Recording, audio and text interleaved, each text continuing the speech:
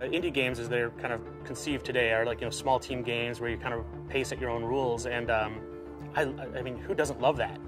This is why I got into the game industry. I was making games when I was a teenager and selling them at the computer store, and there's nobody telling me what to do, and I could make whatever I wanted, and I would make my own vision, and with my friends we kind of get together and animate things, put them on screen. And it's like I wasn't trying to win over a giant audience, but as it happens, like when you have a giant audience and you're doing these things, you do find a voice that appeals to people. What's great about the indie scene is that they don't really stick to the rules of game design, right? For instance, with Kinect, lots of people make games with Kinect that do not require the controller, right? And we were not that experienced with Kinect, but we wanted to try something completely new. So we said, okay, we're gonna make a game that requires a Kinect and a controller. And from there on, it was just creativity, right? We didn't have any constraint, and we didn't have to sell this title. It was just trying stuff.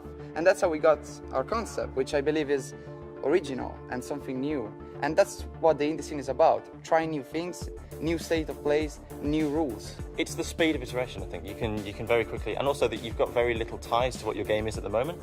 So if you go to an expo and 200 people say, we really like your game, but we want to change this about it, you have the ability to then change that, try it out. If that doesn't work, you change it back. And you don't have an enormous kind of 700-man strong dev team that you have to try and turning an oil tanker to try and get your game to shift direction. You can just move very quickly.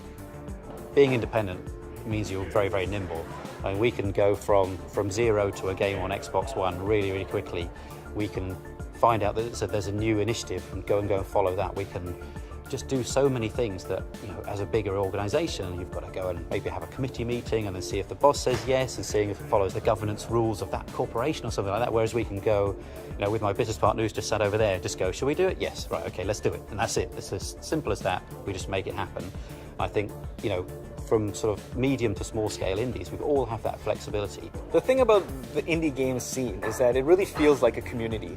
Where we're from, in Toronto, the indie game scene is amazing. It's like this really tightly knit community where we're all friends, we're not competing, and we're all sharing ideas and we're working together. And in some sense, that's where some of the best ideas come from, the fact that you get to work with lots of talented, amazing people. So I think being part of this community is, a really big blessing. And the fact that now we have the ability to get, our small, cool little ideas up on the big screen. To all of us, that's pretty amazing. I mean, you look around, we're guys like 1 or 2 man studios, and the fact that you're able to get your things out there on the couch in the homes of people, it's just an amazing experience that none of us really saw coming.